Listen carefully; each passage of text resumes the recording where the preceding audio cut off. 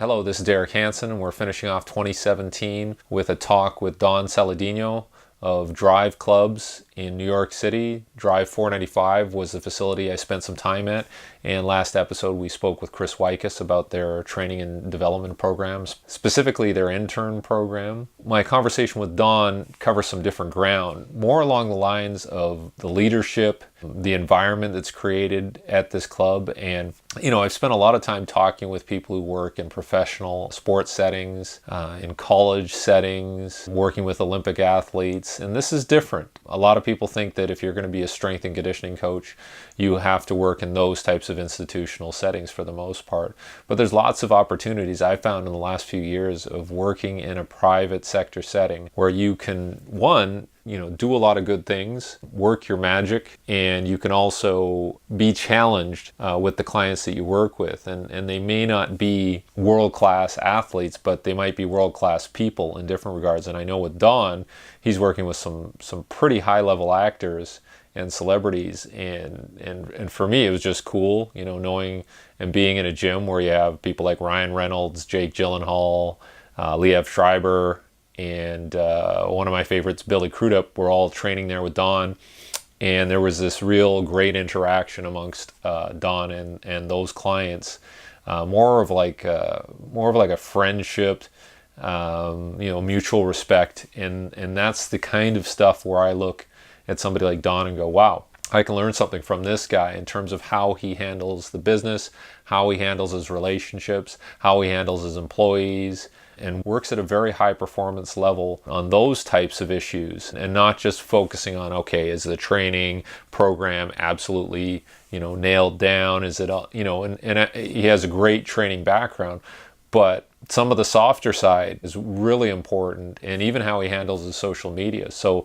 there's some great things to learn from Don, and I hope that's conveyed in this conversation, because we get into some in-depth topics about those relationships and those dynamics, which I think you're definitely not going to learn in the school environment. You might not learn working an internship in a college environment or a pro environment. It's very different, but working in a very diverse background of I would call it more of a fitness facility, training facility, but they have a performance approach to their training. So all of this stuff comes out in the talk, and I think you'll really enjoy what Don has to convey, and I look forward to talking to him again. You'll notice that he's a really busy guy, and we had to shove this in as part of his lunch break, which was maybe 30 minutes, maybe a little bit more, and he got pulled away. But he's very passionate about what he does. He's very committed, works bloody hard, and you'll see that. You can just kind of sense it in our communications with each other. So hope you enjoy this podcast, and I look forward to more performance podcast chats with great people with diverse backgrounds in 2018. Thank you. Can I clip this on you? Yeah. I'm going to take small bites. Small bites. Microchewing for this? Yeah, microchewing. You got a lot of protein in there too. Oh, you got broccoli. I got a lot of broccoli. Okay. I got probably a pound. I got a half a pound of broccoli in here. Okay, well we got a tight shot here, so hopefully nothing sticks in your teeth. And if it does, whatever. I'm going to talk with my mouth closed. I like to tell a story and it goes like this. Before I was making money hand over fist, the mid-'80s is what I'm talking about. You will agree without a reasonable doubt, as I tell his tale, sitting on the pail. What I want to talk about is, I see what you do on a day-to-day basis, and I'm learning stuff from you just by watching you, so that's great. But at the same time, where did it all start? Like, at what point did you say, I want to do this, and I want to work with people, I want to train people, and what happened in your life, like in terms of you being an athlete, or was there something that kind of you said, okay. Yeah, I think just going through like a quick background on how it all happened. I think I got into sports because I had a hearing problem as a kid. Okay. Go figure. You hear most of those stories of someone getting pushed because of some type of impairment. So I had a really bad hearing problem, I had a really bad stutter. Then I remember finding out that I was pretty good at baseball, a couple things that I like, a couple sports I like playing, and that really drove me through high school. Then I went up to college to play Division I. Okay. Baseball, was in love with baseball, but But I started seeing that there was this race between my training session and playing a sport. And when I say race, I mean, I started realizing that the training session was starting to take priority over the baseball. And I'll never forget that when I had a game upstate, and I remember we had a long bus ride, and I remember getting a leg session in, legs. I'm training legs the day of a game, which is like idiotic. I remember being in the bus and getting up to bat, I literally couldn't move my legs. Still had a decent game, but I started saying, wait a second, I'm not using this to help enhance my play. This is taking precedent over my play. And that's when I realized that, man, maybe I don't want to be a baseball player. Yeah. You know, I mean, I finished out my collegiate career at Sacred Heart, and I loved it. And I went out for a couple of tryouts after, but it really clearly slipped into, well, how am I going to make sure what I'm doing for the rest of my life has to do with training and helping people? And I didn't even know what a trainer was at the time. I mean, this was back in 1999. So I came into the city one day, I got a job as a trainer, started getting a ton of certifications, left a big box gym. So at a very young age, it was just, how do I continue to do better and better in my career as a coach? I remember my first year as a trainer, I was making $25,000 over at Equinox for 1 year, and I saw the gym get taken over from a mom and pop kind of organization to corporate. So at month 6, it literally got bought by a corporation, and it completely changed, and that was a great lesson for me. And then I left and kind of went on my own, and I went on my own, and then at that point it was just, well, how do I do better? I remember as a young guy, 23 years old, making $200,000 in a year and being like, wow, I'm making a lot of money. After that, what's next? Making $150 an hour, and then $200 an hour opening this place, and then $250, and then $300, and then $500, and then it just kind of exploded. And then I started realizing that the amount of money I was making a session, $1,000 a session, it didn't matter. It was like, it would lose its luster after a period of time. And I clearly realized it wasn't about the money. It was about me being stimulated as a business owner, and me learning and affiliating myself with good people, and me taking my business up and never just being complacent. I was just never complacent at work, where I was like, oh, this is great. I'm making X and my business is doing Y.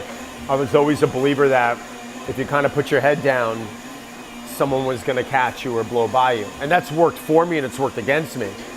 We know why it's worked for me. I mean, because it keeps you not recreating yourself, but always improving and always looking for that next thing. But it's also worked against me because, sometimes you can't sit still. And when you need to be focusing on this, you're focusing on this, and this, which is diluting this, which is your bread and butter, if that makes sense. Yeah, absolutely. And that was it. There was just that progression at that point. It was just, now we're going into 2018, and I'm just feeling like now in my career, I'm starting to calm down and back everything up and just say, all right, this is kind of how it's going to look over the next 3 to 5 years. Where in the past, it was always like, what's next, or what? I know what's next. I just got to be great at what's next. Yeah. Does that make sense? Absolutely. And if you go back and you look at everything that you've gone through, and I've talked to some people about this idea that it takes time to kind of incubate into the person that you're going to be, or that you think will be like, hey, I've arrived. Is there anything over that time period that you would have changed, or do you think that everything had to happen that way to get you where you are? First off, I've never said I've arrived. It just has never come out of my mouth. I hope it does. I mean, or maybe some people say, oh, you never want to say that because you're always on. That'd be a pretty nice thing to say. Like, okay, great, I've arrived. I'm completely comfortable where I am, and now it's just, we're in life. We want to. Why we're here? We want to enjoy life. And we want to be great at what we do, but we also don't want to turn around at 80 years old saying, well, I didn't put time into my family, or I should have been nicer to people, or I should have given back more to community or charities or whatever it is. So I do believe that sometimes we can get so caught up in our work that it takes us away from other things that are really important. I've got a lot of clients that are extremely successful people who have launched public companies and who are, who are involved with companies that, you might be wearing their clothes or their shoes or whatever it is, and they have regrets because they had to put so much into that, but they took away from the things that were most important. Yeah. So it's really a balance. I mean, I want to be balanced, and I want to do what I continue to do, and I want to love what I'm doing, but I also don't want to turn around and say, wow, I miss my kids, or so. And that's been a big, that's been the challenge for me. And those relationships with the clients, I see the relationships you have, and obviously it's nice to be close and feel like, okay, I got a good group of friends. What are you learning from these people? Are you you said they need something from you, but do you get something from them? A lot, yeah. It's interesting to see how they handle business. It's interesting to see some of them in a business environment.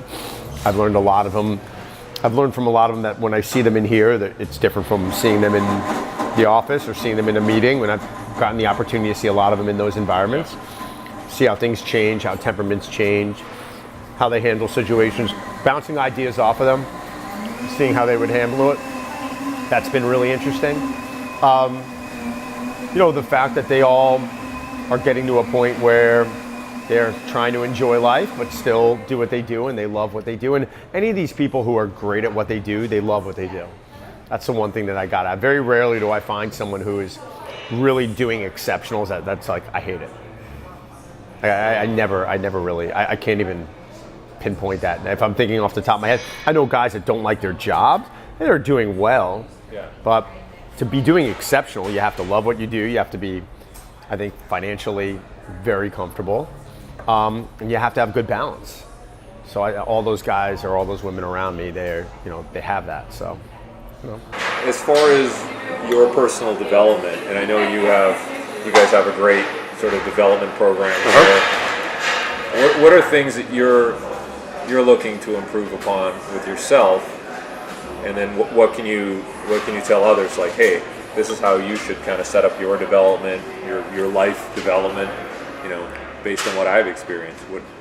Yeah, you know what? It's easy to handle things when they're going well. Me and you talked about this, and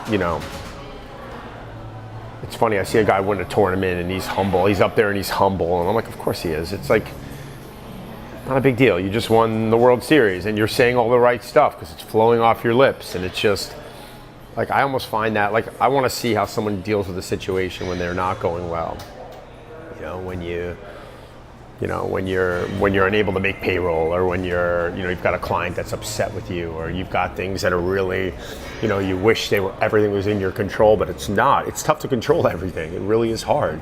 I can't turn around and I can't control Adam over here, or I can't control Gabe. I don't know, what his temperament's going to be tomorrow. And I think in the past I was always trying to control everything, and I've learned to really take the good with the bad and just say, all right, the good outweighs the bad. What starts happening, though, is you really got to separate business and pleasure. And we've got a great environment here where everyone has a really great, we've developed a really great community, and everyone gets along really well. But every once in a while, you got certain guys who start floating that fine line. Yeah. And you got to sit them down and say, listen, this is not what we want. This is not how it's going to be. I know you're really comfortable here and you like it this way, but I can't honor that. Yeah. And you've got to make a change also. So I think what it comes down to is, I've had so many coaches here too who just, they're in here a little bit and then they think they know it all. And it's, until you got to make a real decision, like, you can't sit here and criticize me for the one that I made.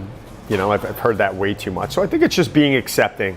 I think for me personally, it's being accepting and saying, you know what, they're young, or you know what, they're the way that they are, but the good outweighs the bad. I think it's really just accepting people and being able to assess and analyze, does the good outweigh the bad? When the bad starts outweighing the good, they gotta go. The second I start having that feeling, they gotta go. It's almost not even worth a conversation anymore, because it never works out. I've tried in the past to pry to make things work, and if you're unhappy, you're unhappy. If you're coming here and you're a bad communicator, it's pretty hard to be able to fix that. You're not going to be able to do that in 3 to 6 months. You may need years of training to be able to fix that. Yeah. I think that's really what it comes down to, with me especially. And do you find that's kind of the same as being a parent? Like, trying to manage those lines and those, okay, I have to be a parent, I'm not going to be a friend, Do you find you have that relationship to some degree with them? Well, I'm never going to fire my kids. So it's like, I love them to death, but I'm stuck with them. So yeah, naturally you're going to take a little bit of a different approach. It's no, seriously, but it's at the end of the day, I mean, Adam's one of my favorite guys, so I can say this, but Adam is someone who, if he starts misbehaving and he starts kind of pushing that needle and that button, and I have a conversation, he's not going to do it. I don't have to deal with it anymore. I can turn around now and I can eliminate the issue, and they can move on. Now, anyone who is here that left, the way that I'm looking at it, this may seem really egotistical, but if I did not want them to leave, I could have done something for them to stay. Someone, whether they're a good coach or not, like they're making X a year, I could have doubled it. I could have taken on that if I wanted. It's not a smart business decision, but I could have done it. So I never want to use a line that like, anyone's expendable, but I'm expendable. I mean, our team and our family is here, and I don't want to see anyone leave because I love our team. But if I had to be replaced tomorrow, we're going to be able to replace me and bring someone else in. Does that make sense? Yeah, so it's just, I'm not bigger than the game. No one in here is bigger than the game. My kids, it's my job to make sure I've got a longer period of time where I can mold them and I can put my time into them. They're 10 and 9. I've told them a dozen times in the last 5 years to clean their shit up. And like yesterday, they like the bowls on the ground, the bowls on the table, bags of chips are rolled up. Look at them, what are you guys doing? What did I tell you is going to happen? Bad things. Well, what does that mean? Bad things. You're going to take my iPad. Bring me your iPad. And you just got to keep, it's the same thing over and over. So my fuse is way longer with my children than it is with my team in here. I mean, in here, it just gets to a point where it's like, you say something once, fine. You say it twice, 3 times, it's like, come on, man, you ain't going to get it. Unfortunately, I've had guys in here that I've had to part ways with who I've really liked as people, but have just known that from an emotional standpoint, they could not give the business what we needed them to give. And that's tough. And suddenly I'm the bad guy for doing that, but hey, you got to do what you got to do. You got to do it. Have you had people that you've mentored, as employees, and they decided, I want to go somewhere else? Not because it's not necessarily working here, but because they just want to do something different, and you guys are still, Yeah, I mean, I've had that on a lot. I've had certain instances where people have left, and, I happen to like a coach named John O'Neill who left us to go to, he was supposed to go to Major League, he went to Cressy. I thought he was a great guy. But I think John learned all he can learn here. Now, when I say that, I just mean that his scope of work in here that's what he does, and he wanted to do something else, and we really, I couldn't give him any more time. And the club, it was just at the point where he was on autopilot, and he was coming in and training people. So when he had an opportunity to go do something that he really loved, and then he felt he could expand his horizon on and focus in the field, he'd probably be a lot better, and I was all for it. I've had other guys who've left, and they've just left on the wrong terms, and they've burned bridges. I'm like, oh my God, you're so stupid. Like, I'm getting a call from Lady Gaga's agent who needs a boxing coach, and I would have handed it to you, but you completely screwed up because of your ego. When all you should have done was just say, dude, thank you for the last 6 years. I really appreciate it. The last 4 years, the last 3 years, and I really appreciate it. But instead, they got to sit there and go, well, I could do it better than him. And this and that. I don't understand. Like, I play the game better than anyone. I've sat with people that I dislike, and I'm always friendly. I've sat people that I'm like, I like, and I'm friendly. And it's just, there's no reason why. It doesn't benefit you by trash talking someone else, especially someone who's helped you in your career. So yeah, I've learned to not take that as personally anymore and just move on from it. You almost kind of chuckle and just say, wow, that's just age right there, and they got a lot to learn, Are you, as far as your evaluation of the people that work with you and for you, right? Like, do you have formal evaluations where you kind of go periodically, like, okay, every quarterly? We do a quarterly evaluation, which we're actually up to do now, where we sit with all the coaches and we do. I can show you the sheet. It's like a 3-4 page. Whoop, get that off camera. It's a 3-4 page sheet where we kind of break everything down and just feedback from. There's different components. I mean, I think the training end of it's really easy. Yeah. That's the part where, like, big deal. What happens when things go wrong and when it's not perfect, or when you're in a confrontation, or how do you handle that stuff? And listen, we all in life have a lot to work on. I have a lot to work on. I mean, guys here too have a lot to work on. I think that was really healthy the other day when we were sitting there and we were having that conversation. And I liked hearing what some people said. I think listening to it I think some people were giving specific answers, and I would have put other things higher up on the list for them. Sure. And I'm happy to sit there and talk to them about it, but I think that's always proof sometimes that they don't recognize the areas that they need to work on. But I think it's really common, as you know. Yeah, and I mean, what I find interesting too is like, it seems like you're going to have these formal evaluations, but a lot of the time you're just going to pull them aside on the floor or just say like, hey, like, there's an informal part of that too, right? I do it with Gabe a couple times. I turn around and I'm like criticizing him for his body language or his posture, and it's fine. He's doing a great job in cleaning that up. Or, you know, another guy the other day was wearing shorts, and I'm like, what the hell are you wearing? Like, these shorts are ridiculous. I'm like, you can't be on the floor looking like that. It sounds funny, but I want them to think this way. I want them to understand that it's tough. I mean, if you came in and you looked at my session this morning, you're like, wow, Don's done, 4 movements. It was really basic. On a scale of 1 to 10, it was probably a 5, 6. That's just what he needed that day. And, and that's what I believe he needed. Could I have killed him? Absolutely. But it's just not what I decided to do with him today. So perception's a lot. I mean, you can come in there and assume that. I've gotten very comfortable now where when people see that, I'm just like, well, I know what I'm doing and why I'm doing it. And I can turn around and always defend. You see what I do with the guys ever in here, right? And it's, everybody can criticize it, but we're having, there's an interplay that you have to understand, right? Yeah, absolutely. Totally agree. I think the thing I want a lot of our coaches to do is start getting away from the training. When I say that, I mean they want to continue to learn more for themselves, but they need to focus on other skills and other areas of their life and improve on that to become even better at their coaching. And a lot of times it's very easy to fall in that trap of just trying to be the best coach. I hear it all the time.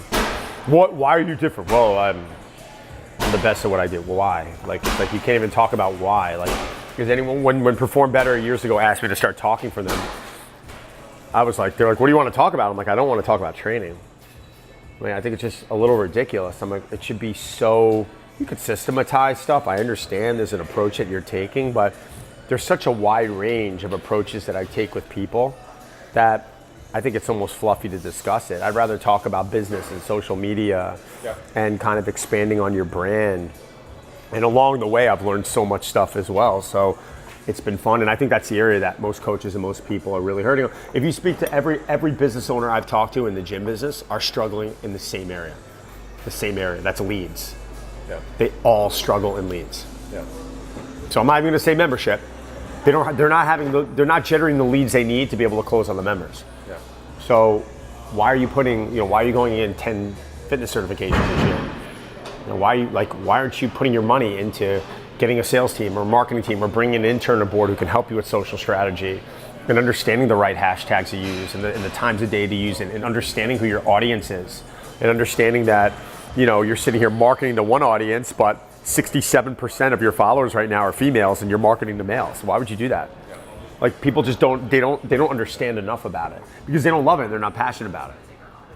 Yeah, and do you think some of it is insecurity where I'm so insecure about maybe the delivery of my content or what I'm doing that I just got to study more, and then it just leaves these huge gaping I think people are lazy. Yeah. I think people are lazy. It really comes down to that. I think people are lazy in the sense where they focus on what they want to focus on. And turning around and say, they don't believe it. Oh, that's BS. That's BS. Yeah. I used to have people rationalize. It's just stupid. And then they're the ones struggling. So people just aren't assessing where they're lacking enough. Yeah. They want to focus on what they're good at. Well, do you have somebody that you can ask for feedback, like somebody that's somebody that's a little external to this, and go like, hey, what do you think? What do you see? Can you give me good feedback? Probably more people. I have a lot of cooks in the kitchen. So depends on the area that I'm struggling in, but I have people I can call and discuss. Even from a training standpoint, I have people that I'll bounce stuff off of. I almost know the answer. I just want to hear it out of them. And I think that's a completely healthy thing to do. I think coaches don't do that because they want to feel like they know it all. I mean, I would say 70% of my own personal programs through the year, someone else either writes for me or I take from someone. just because I want to get out of my comfort zone and I want it to be fun, and I don't want to sit there and writing my own programs all the time. I do it for my clients. I want to try other things, and that's how I learn and have fun, and I enjoy training. So for me, it's like, I hire a different nutritionist every year, or I speak to a different person every year, where I kind of, it's not like, here's your diet. I never ask for that. I'm like, I want to think. I want to sit here and think it out. Yeah. And then I'll write out what I need to write out. But like talking to Ben House a few weeks ago was awesome. Awesome. Because he literally validated a couple of things that were in the back of my head, and he's like, try it. And suddenly I was like, fuck it, I'll try it. This is awesome. Why not? What do I have to lose? I'm not going to get fat. It's like crazy. And on that note, you talk about writing programs, right? Mm-hmm. And I think even for myself, and you touched on it when you were talking about working with some of the clients, is, do you have the foresight? Like, I don't have the foresight to be able to write a 12-week program and say, this is what this person's going to be doing on Thursday 5 weeks from now. So I have almost conceptual ideas now that I know where I want to go, and on the day I'm going to make decisions on what I want to do that day. Do you find yourself doing that? Yeah, I mean, I definitely, I think program design used to be a lot easier for me, if that makes sense. Like, there was a time where I wouldn't get my own way, and I could sit down and I could write a program. It wasn't necessarily what was best for that person. And like you said, there are so many variables with the clientele that I'm working with or we're working with. Mm-hmm. And there's so much travel involved. And there were things that I learned from my own training. I mean, I remember things really changed for me probably about 8 years ago when I traveled, and I'll never forget, I was on this Bill Starr program, this 5x5 program. And I was like, week 12 into the 16 weeks, where the percentages were really, really, really fine. And I remember getting under a bar that didn't feel right, and getting underweight that was a little heavier, and it just didn't work. Yeah. And I wasn't successful. And I saw emotionally at that time what it did to me, and it opened my eyes. And I said, wow, and I'm a professional, and I'm doing this for a living. And I think sometimes we try and map stuff out that's so perfect. I think we got to go in with a plan. I think you got to have a broad overview. I see it with not to jump around. If you notice already, I jump around. But things come to my head. But working with one of my PGA Tour guys, they're in season for 10 months. We used to try and map things out for a period of time. It's impossible, man. Like, we can turn around and we can say, even by saying where you want them to peak, it's impossible. The guy could be 4 months in and have a trip to Malaysia and come back and get deathly sick for 2 weeks. Suddenly your whole program got thrown out for the year. And what's that doing to him emotionally as well as physically? Omega Wave, something that I've always liked, and I've used, and Val has been here with Charlie, and I used it consistently for a year, but I put it in the hands of some of my athletes or some of my people, and it wasn't the best thing for them to see that they're in the red all the time, or they're in the red, and then turn around saying, you have to do this today. And they're like, wait, I felt great though today, and I want to train. And the argument is, do you want to win, or do you want to, sometimes giving someone what they need up here is going to enable them to win out there. Mm-hmm. And you know what, just because someone's in the red doesn't mean they're not going to be successful, or they're not going to win that specific day. So these are things that I really had to go through firsthand on my own, and make mistakes with clients and see if it's worked or if it hasn't worked. So I think if anything, it's gotten, to be able to map out that year program, it's gotten more difficult, but program design, I should have phrased it differently, may have gotten a little bit easier, because I can now set up my plan of what I want in my head, and I can kind of map things out in the back of my head, but just give them what they need to work on that month, or that 6 weeks, or those 8 weeks, and say, we're gonna deviate off of that if we have to, if that makes sense. And you're more, I assume you're much more secure to change lanes and deviate, because you have that confidence and experience now, where you're like, okay. And I could talk to the client and enable them and say, listen, this is the change we have to make, and this is why. And I think they respect it a lot more now, rather than always trying to be right. Like, no, man, like, you've gotten sick the last 3 weeks. Like, you've gotten colds like every weekend. Like, something's going on here. We need to completely revamp this, or we need to take a completely different approach. And I actually got to run to an appointment, so maybe we can pick this up a little bit more later on. But I think she's there. I'm coming. Let me figure this later on. Let's get that off. Thanks. And we can go and even work that.